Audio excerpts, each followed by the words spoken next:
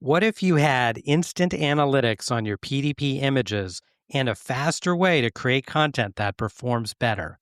That's what we're diving into in today's episode, how top brands and retailers are using analytics and automation to stay ahead across retail media and the digital shelf. It'sRapid helps teams scale smarter. They analyze image performance, they help you create optimized assets for retail media networks and the digital shelf, and they integrate directly with PIM and DAM systems for seamless execution. Brands like Pepsi, Mondelez, and Instacart use It'sRapid to go beyond basic tools to uncover gaps in PDP and retail media performance by analyzing the images themselves, not just the count. Streamline banner creation across hundreds of formats for Amazon Ads, Walmart Connect, and other retail and social platforms, and launch high-performing content more than 80% faster across e-commerce and marketing channels. If you're buried in manual work or struggling to keep up, this episode and It'sRapid will show you a better way. Visit It'sRapid.ai to learn more.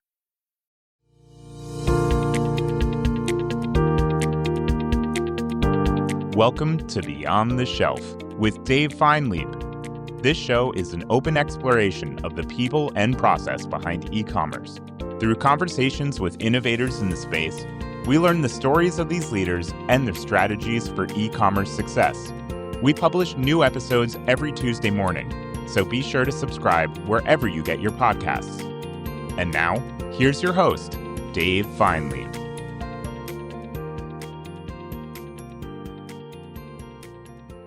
Welcome back to Beyond the Shelf. My guest today is Dean McElwee.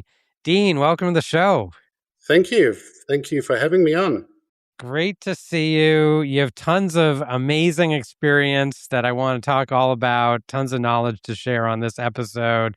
Before we do that, let's go back a little bit. You've worked across a wide range of global brands and categories. What originally pulled you into e-com and digital transformation? Yeah, I think, Dave, it's probably a combination of two main things. And I think what they are really is I like solving complex challenges.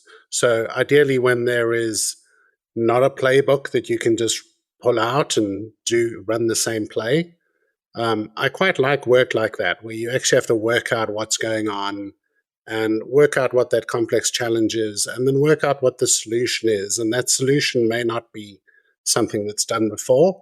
So I think it's part curiosity and really the challenge of working in different environments where complex problems need to be solved. So something where you could build a playbook, I suppose, but maybe there isn't one going into the problem set.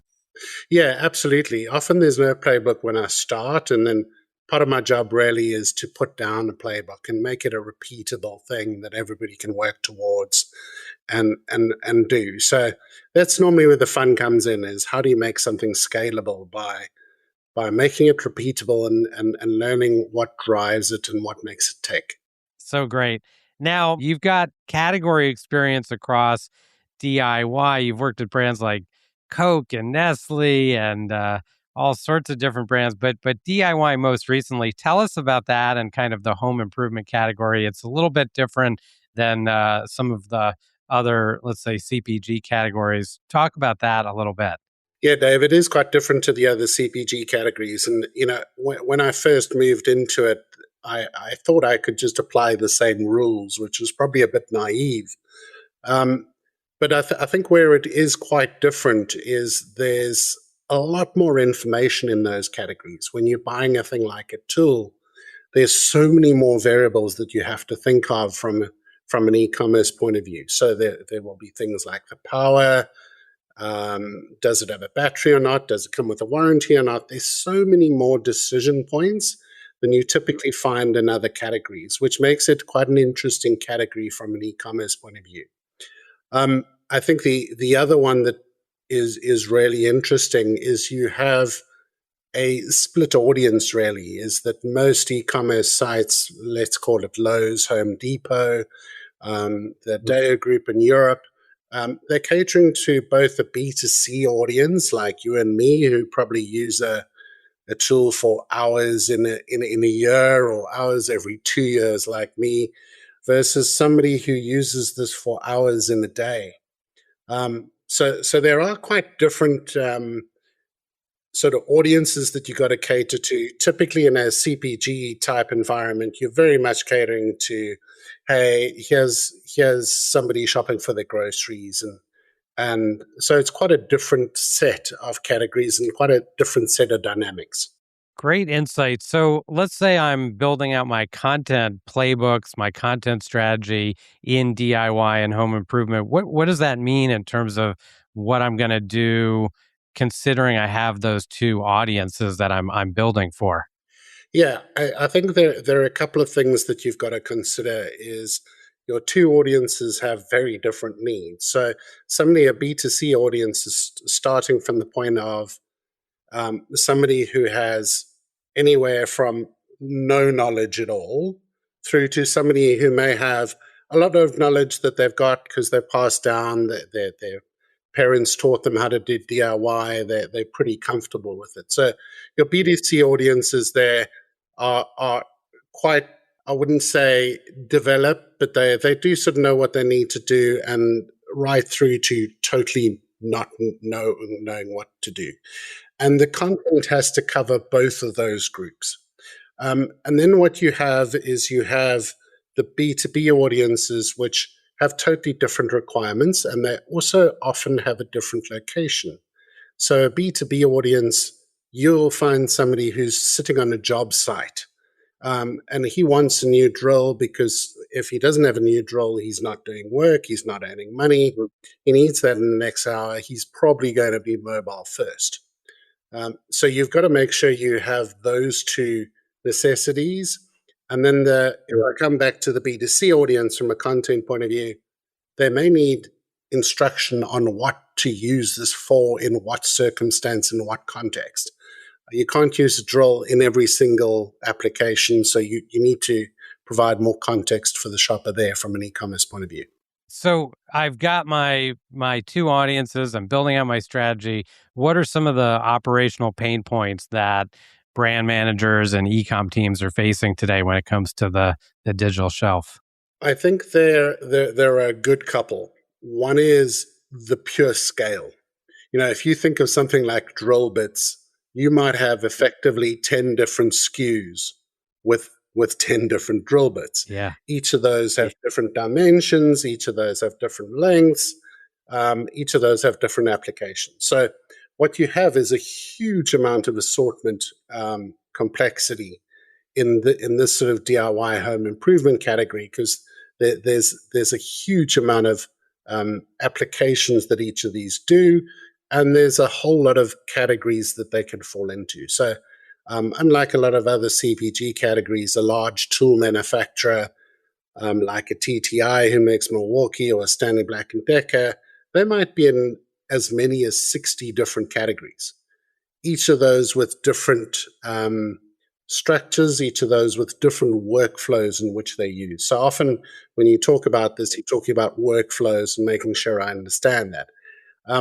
So I think the big pain points tend to be lots and lots of SKU complexity.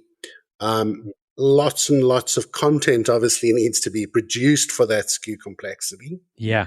And then the third part of that is, how do I explain that SKU, what it does, how it works in bullet points that makes the shopper walk in, be able to understand it quickly in that 20 seconds on site, and then press purchase and go and purchase at Lowe's, Home Depot, or anywhere else. Great list of to-dos. I know a guy they should talk to if they've got some questions about how to do this. So I think you've got some terrific insights. So let's talk a little bit about content accuracy and consistency. How do you think about that, given that you've got all these different variations you talked about and spec data and just a lot of different data elements that go into these products? Yeah, I think the reason why this is content accuracy and consistency is such a big issue in this particular category is because they are extraordinarily complex. So, they just have more attributes than I've seen in most CPG categories. they've got applications, they've got various dimensions, and then you've got a much wider retail base that you need to provide content for. So typically in this type of market, the retailers aren't as concentrated. So you need to have variations for each of the different retailers. And, I think from that accuracy and consistency point of view, a lot of these manufacturers in this space are constantly launching products, but they are very much built for selling it to individuals. They're not really as mature selling online. So somewhere Lowe's, Home Depot, you're probably looking at about 10, probably about 12 to 15% of their business online. So they're not as mature as perhaps like an Amazon in terms of selling online in this category, nor would they be as mature as some of the other retailers that we'd be familiar with. This is great. I want to switch gears a little bit and talk about some different content types and getting in front of the customers. Let's start with sales enablement. We think about things like sell sheets and spec sheets. First off, are those still a big part of the workflow today? Yeah, absolutely. It may surprise people listening in on this that these are such a big thing. I think when you look at some of the businesses that operate in this space, these categories are highly complex and they have lots and lots of attributes. This isn't really a case of saying that it comes in 5 different sizes and 2 different flavors. You have to have all the content there to say, what is this? How do I use it? What's the dimension, etc. And especially with B2B audiences, Dave. So particularly when you're doing B2B audiences, if you think of somebody building a large building, they are pre-speccing what they need for that. They need 20 drills. They'll go through 200 bits. They are being very specific about what they need. So things like sell sheets and spec sheets are very, very useful for teams. And they also form a part of often the way the structure of sales is done in this market is it's territory sales. So he'll walk around with his sales sheet and he'll be able to talk to the retailer who's going to sell it, explain the product, here's all the attributes without having to remember it in his head all the time. Makes total sense. So really, a lot of volume, important to have all this data at the ready. And I think you made another really interesting point is that you got to have these with you. You might be walking around and meeting with folks much more so than you might have it online, but you're really doing some work in the field with these. So these are all great points. Tell us about the workflow. You've got all these products. Someone, you're at a large brand, you make drills, let's say. How do these workflows work today in practice? So it can be, I think by comparison to a CPG business, what you'd have here is have a couple more stakeholders in the mix. And this does make things quite a bit more manual and quite a bit more time consuming. First of all, you'd have a product team who's responsible for developing the product. So they'd be quite keen to say, these are the attributes that we think a plumber will need. It then has to go through a brand team who looks at the tone of voice, make sure it's consistent with the whole brand identity. It'll then go back into sales.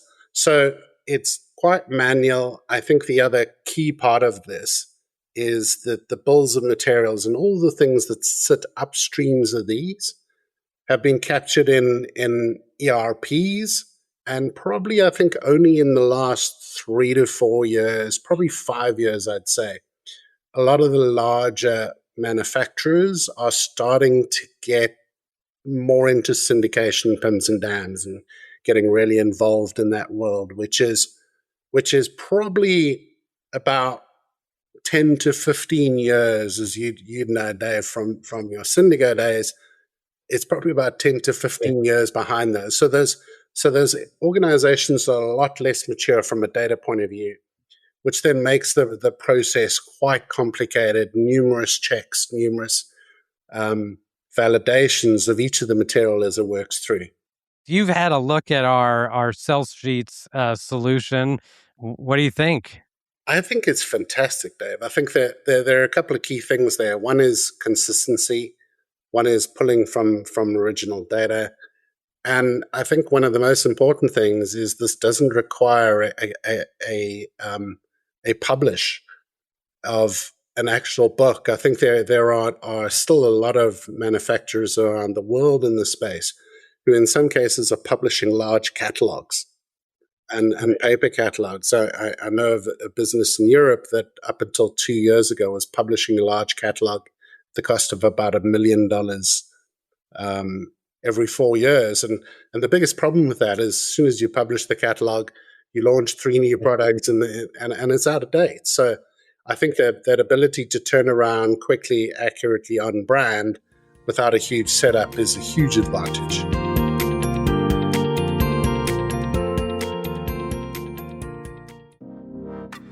This episode of Beyond the Shelf is brought to you by It'sRapid. It'sRapid is the platform Pepsi, Mondelez, Instacart, and hundreds of other leading brands and retailers use to build personalized content at scale. Whether that's images, videos, or product descriptions for their product detail pages, shoppable videos or banners for their digital ad campaigns, or sell sheets for sales enablement, brands that use It'sRapid are able to produce high-quality, on-brand content on average more than 80% faster than category competitors. To find out more, please visit It'sRapid.ai. So we talked a little bit about automation. We talked about some of the workflows, the stakeholders. I want to look at another part of the kind of the content ecosystem, which is analytics. Tell us about this space. How is content audited today? And then maybe we can spend a couple minutes on how it should be looked at. Yeah, I think the way to phrase it right now is it's probably very immature. So it's not really audited that often.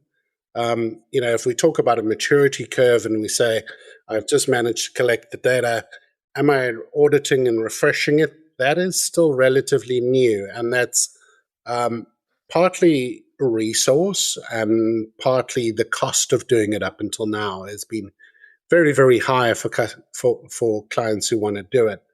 And I think it's probably one of the huge opportunities in this area, just because the customer base, particularly the B2B customer base, is quite demanding of what information they need. We've been working together a bit on our optics offering. How does that apply kind of when you think about DIY and this overall space, especially when you've got things like spec data and these other data elements that are especially important in this category? Yeah, I think what it does well, not just for this category, but a lot of categories, is that the outputs of things like optics tells you what it is what you need to fix and why you need to fix it. Often I see when I see people doing image analytics and data analytics, it's here's your issue, and it doesn't fit into how shoppers make a decision. Whereas I've always seen PDP carousels as the images should tell the shopper what to do, why they need to use this, get them through that decision process a lot quicker so that they can convert that much quicker. So that's where I think it's been really useful is, even simple things like tell us the application of where you use this drill, or can I use it for concrete or steel or wood, and can I use it for all those three? Those types of things are great. And I think it also makes the case for brand teams to be able to say, yeah, this is where we need to focus on, and tell the story from the person who's shopping it rather than the product manager's point of view. An area we've talked a lot about and you've had a lot of insight into is the mobile aspects of these pages, whether that's the text or the imagery. Tell us about that. What are you seeing in terms of how shoppers are shopping and how teams are thinking about, say, mobile legibility? I think, especially in this type of category, it's absolutely vital to be mobile legible and brand legible. So what I mean by that is I've got to quite clearly see which brand it is that I'm buying. when you're looking at a mobile screen, you are looking at a very small space. Now, sometimes it might be a weed whacker or a string trimmer you're looking at. Now, this is a device which is 6 foot long, 4 foot, 5 foot long. How do, Right. how, how, Right. how do I know which brand it is? Because the image is just so small. How do I know where to use it and how not to use it? That's where mobile optimization really comes into its own, because there's a big difference between doing a sort of cereal box which is this big and a weed whacker which is quite a large device, and optimizing for both. And particularly when you have things like accessories, does this have a battery? How many batteries does it have? Mm. Did it come with two or not? Is it cordless? Is it corded? There are a lot more dynamics that need to be optimized for. And I think we talked earlier about the B2C and B2B audiences. As I said, you've got a B2B audience sitting on there, and he's on a job site. There's tons of noise. There's tons of stuff going on. He's trying to do this on his mobile device, check what he needs, make a call, stop by a Lowe's, Home Depot, a screw fix to get what he needs. He's got to be able to do that pretty quickly. So that's why mobile optimization, especially in this category, is very, very valuable. And I think what you have to realize, that there's a big difference for this category, particularly in B2B audiences, is if I can't do it on my mobile and it's taking me too long, I'm losing money when I'm doing it, because I've got to get to the next job. I've got to be able to see that the Home Depot has the right thing that I need, go there, pick it up, and move on to the next task. Dean, there's so much I could ask you about. I want to talk about AI for a moment. Before we do that, I mentioned in your bio that you're the author of Ecommerce for CEOs. Tell our listeners about the book. Yeah, so e-commerce for CEOs, which is I think just behind me on my mantelpiece there. It started originally as a bit of a passion project, I think, during COVID. And I think what we experienced during COVID was, up until that stage, a large number of people in organizations had sort of gone, well, e-commerce is there, we're putting a team behind it, etc. And COVID hit, and suddenly it became everybody's concern. You had presidents of organizations now sitting there and going, e-commerce was sort of 7-8% of sales. It now became 20-25%, and it became the window when we were all sitting locked away during COVID. And then I realized that a lot of us had not necessarily grown up with this and hadn't necessarily made the leap. So a lot of the book was framed about, how do I take what people know about the bricks and mortar world and translate it into the digital world or the e-commerce world, so people can understand that it's not that much different. It's just working out what the analogies are and how they work, and do that. So yeah, that was the first book. Busy with the second. Should be out in the next 3 to 4 months, hopefully. Fantastic. We'll have you back on to talk about the new one. AI, no conversation is complete without talking about it right now. How are you seeing kind of real world applications? How's it changing e-commerce operations today? And what do you see on the horizon? Yeah, I think I'm probably seeing it doing a couple of things, and a couple of things really well. I think the automation around content production and creative automation is a massive, massive game changer for all e-commerce operations. And probably if you consider the need to change content multiple times a year and refresh your content, and I think we've all been talking that as an industry, as that's the benchmark, that's the aspiration. But for the first time, we can actually do it without having a huge numbers of teams or outsourcing it. So I think that's the first one that I've seen really a big change, and I think part of that is obviously the sheer time saving, but the cost. I remember not too long ago, 4 or 5 years ago, having discussions and budget meetings about how much money I was going to put aside to do updated photography for e-commerce.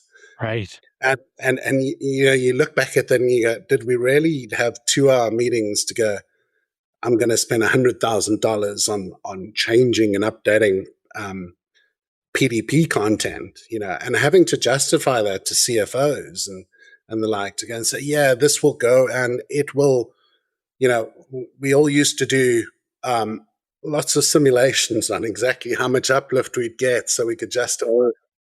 So I think those have been some of the big changes. I think AI's ability also to standardize and automate some of those tasks are some of the huge game changers that we've seen in the last couple of years. These are great. So many great topics. We covered a lot of ground. I've got a few of our rapid rundown questions for you. They're fast paced, your quick thoughts. First off, what's one e-commerce trend you're most excited about right now? I think we're really getting to the nuts and bolts. It's probably not one. I'd love to say agentic commerce and jump on the trend, but I'm not going to say that. I think the biggest trend that I'm most excited about now is I think everybody's using AI to focus on doing the basics brilliantly. And I think that for me is one of the best things that can happen, because I think we've sort of ignored that and been chasing some of the shiny trends. But that one for me is the one that I'm most excited about. Really well said. What's one thing brands are getting better at in digital commerce? It's an interesting one, Dave. I think a couple of things. I think brands are getting a lot better at being choiceful about where and how they play and what they need to win. So I think that's really, I think, really in the early days, it was a case of, we need to be everywhere. And we're going to put out the same stuff. Whereas I think brands are getting a lot better now about things like, which channels do I need to be on? Why do I need to be on them? What is the right content for that? And importantly, does that content differ depending on the location? So if I have a Ferrero chocolate sitting in Walmart, it's very different to a Walmart to another retailer with a more upscale audience. I've got to have different content talking to different occasions. And I think, brands are getting really good at making that smarter and more choiceful looks at that.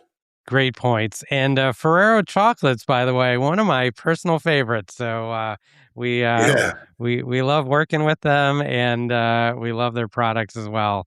One AI use case do you think will have the biggest impact on e-com teams? I think creative automation will be the single biggest impact for teams. Not just because I've seen it at work, but just because I've seen how long it takes to get it right. And if you can free up those teams to spend more time thinking through merchandising, thinking through that, rather than just redoing text bullets and things like that, I think that's a huge impact. One skill great e-commerce leaders tend to have in common. Juggling. So I think e-commerce is one of those fascinating areas where you got to juggle being partly marketing, partly sales, partly tech, and the ability to juggle and prioritize is one of the things that I've seen across really good leaders. At the end of a busy week, how do you like to unwind? It's sometimes with a whiskey. So I'm an avid collector of Irish whiskey. I live in Ireland, so I've got to support my local distilleries. So it's sometimes a whiskey, and then a lot of times watching sport. So I follow a lot of sport, from rugby from my native country through to motorsports. I love watching Formula One. So it's normally a combination of sport and whiskey. These are great. Finally, what's the best way for our listeners to connect with you or learn more about your next book? Yeah, so the best place to do that is, there are two places actually. The one is LinkedIn. I'm often there. And then if you go into LinkedIn, I tend to write a couple of longer form articles on Substack. So I'm also on Substack there, and I can spend a bit more time unpacking things in Substack. But those two locations are the best. And by all means, reach out to me, drop a DM, and more than happy to get on a call and have a chat. I think that's one of the great things about this industry is you can learn so much from a lot of different people. Dean, thanks so much for doing this. Tons of expertise, lots of great topics. I hope you'll come back once your second book is out. I'd say just writing one is a big feat. Two is going to be incredible. So we're looking forward to that. Dean McElwee, thanks for joining me today here on Beyond the Shelf. Thank you. Thanks for having me.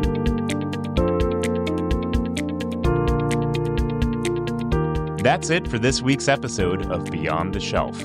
If you enjoy the show, be sure to like, subscribe, and leave us a review.